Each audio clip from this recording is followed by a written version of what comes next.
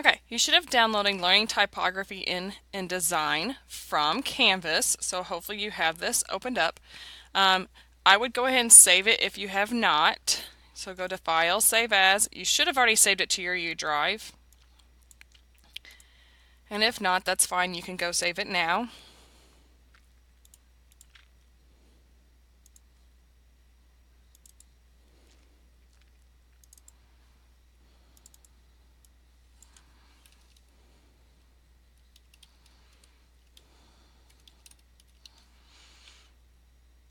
Okay, so once we have it saved, we're literally going to go over how to do this on all of them. So the very first one is a serif font. So I just want you to go find a serif font of your choice. So if you notice, I have these in boxes and we are using our selection tool. So you opened up a document. I always like to have my rulers up. So I have this in a text box, this, and then I selected these two things in a text box as well. I'm still on the typography workspace. It's up to you if you want to be on that one or a different one. You can use these or the control panel. I usually use the control panel when looking for a font. So serif font, if you remember, a serif font has the little legs. So you can pull down on the font list in either or place. And you need to find one that has like little legs. You can choose up to your choice. And I'm just going to click on one. Just find one of your choice. Same thing with sans serif. Now it's already in sans serif, but if you would like to go find another one, you can find one of your choice. And then fancy. Fancy can be in whatever font of your choice as well. And we'll just use this one for a fancy font. Okay, so you pick which ones you want, and once again, you can always pause, back, or speed up, slow down if you need to, whatever works for you. So serif font, sans serif font, font size, or fancy font. Now bold, I'm going to just assume that we have bold in here on this font. So now if you know it, we have bold, bold italics. There are lots of in bold italics. So I'm just click on bold. Okay, italics text. Click on my drop down arrow in italic. Now once again, I had told you earlier that all fonts do not have bold and italics. So if you pick a different font and it doesn't have bold or italics, you need to find a font that would have bold and italics, just so you understand how that works. Okay, underlying text. This is nice and easy. You can use this for any of them. Underline text, select it. And by the way, if you notice, I am triple clicking or clicking and dragging, and I kind of forgot that feature, but I figured you would know that from computer applications. So underline text, I'm going to select it and then click on underline up here in the control panel. Like I said, I use the control panel a lot for my text. I do use my character palette and paragraph palette, but just not as much. Alright, on small caps, I'm going to select my small caps. My small caps, there's a nice, wonderful button that is called small caps. And I'm just going to click on it, and it puts it into small caps for me. So remember that small caps, the first letter is just a hair bigger than the other ones, and they're all in capital letters. If you notice up here, there's also all caps, and there's a strike through that we don't actually go through, but you can use them. Now, outline text. I'm going to select this outline text, and what I'm going to do is teach you a little bit about the swatches and the swatches palette with the stroke panel. The stroke is your outline, so we're going to go to stroke, and when I click on stroke, you'll notice there's a weight. So I'm going to click the weight and make it 2 points. Okay, you can make it bigger. If you notice also on the stroke, you can join the different areas in length and align your stroke. It is totally up to you. We will actually talk about the stroke a little bit more in detail here shortly, but right now that's kind of all you need to know. So stroke is your line width. So right now I have an outline. Okay, now I'm going to go to my swatches palette. Now my swatches has color, and you're probably thinking, those are not very many colors, and you're correct. So you get to pick, we can actually add new colors, and I will show you how to do that quickly here in just a second. With the outline text, right up here, you have a fill and a stroke. See, now you can switch them as well. So I'm going to click on my fill and say none. My stroke is black. I'm going to click on my stroke, so now I know it's a stroke because you can see the outline, and plus your our tooltip says stroke. And you can pick a color, so I'm going to just pick pink, and then it's outlined text. Now, if I wanted my fill to be a certain color. So if I wanted to fill it, so say I fill it with, blue, it's still considered outline text because it's outlined. Now you're probably thinking, all right, that's nice, Miss Kramer, but I would like to change those colors. So I don't like what they already give me. See the CMYK? We use CMYK most of the time in class. That is your cyan, magenta, yellow, and K is black. That is how our printer prints. And like I said, I'll go through colors a little bit more in detail a little bit later. But right up here is your drop-down list. So you can click on your drop-down list, and you can say a new color swatch. So when you're a new color swatch, you then I'd like to keep you in the color mode and process, but technically you can change whatever color you want. So if you kind of want a purplish color, you just have to drag your bars over a little bit, kind of make it the way you want it. And you say add it, and done. So it's in my library. It will also be in my swatches palette because I created it. So now if I want my fill to be purple, make sure I select it, and I have the color I created. Obviously you do not have to create purple. You can create whatever color you choose, but each of your numbers in the CMYK do represent how much of that color comes through, and that's how you decide. So like again I said, I promise you we will talk more about how the colors work in a later lesson. But that's just a quick one for you for swatches. Okay, now superscript. A superscript, remember, is Superman. He's a flying. So I'm going to select this number 2, and I want it to be superscript. There is a nice button up here to make it superscript. Okay, notice I did not select the entire word. I just selected the part that I wanted to be superscript. Same thing with subscript. I can select it, and I can come up here on the control panel and click on subscript. Alright, now I could have also done that with my baseline shifts and other options that we have that we're going to talk about a little bit later, actually in the next lesson that you are going to get recorded, either for later today or tomorrow morning, or tomorrow, first thing tomorrow.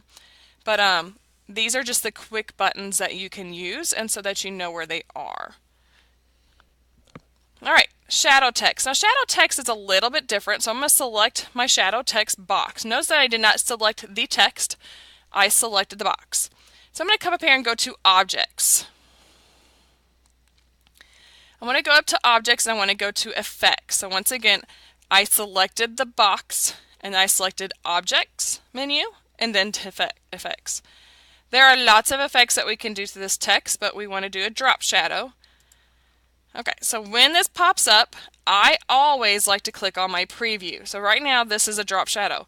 Some different things. Yes, you can make inner shadow. Yes, you can make all these other things, and you are more than welcome to pause and play with whatever you want, and I'm fine with that. But right now you have a drop shadow, and it's in multiple, and your opacity is 75. So if you wanted that to be, a little lighter or a little darker, you can make it however you'd like. Also, you can change the angle of it, and this is why I like the preview, because you can preview what it's going to look like. Technically, you can change the color of that drop shadow, so if you want it to be blue drop shadow, pink drop shadow, whatever, you can pick that drop shadow color as well.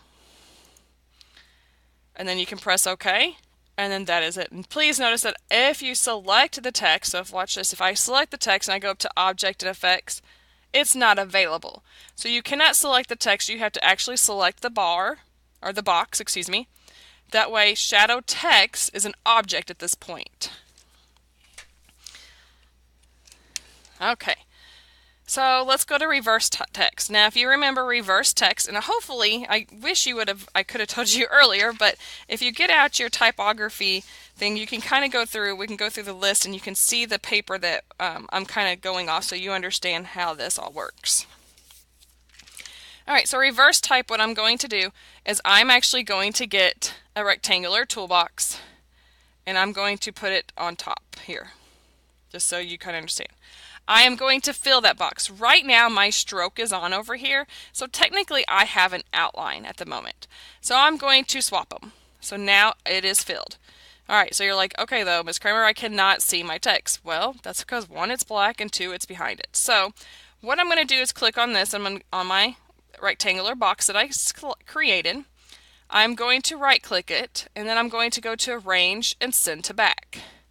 Okay, that's good. Now my text is on top still, so I can select it, and I'm going to come over to my swatches palette and make it color white. So when I click off, there is my reverse text, and I can technically click on them and move them however I need to.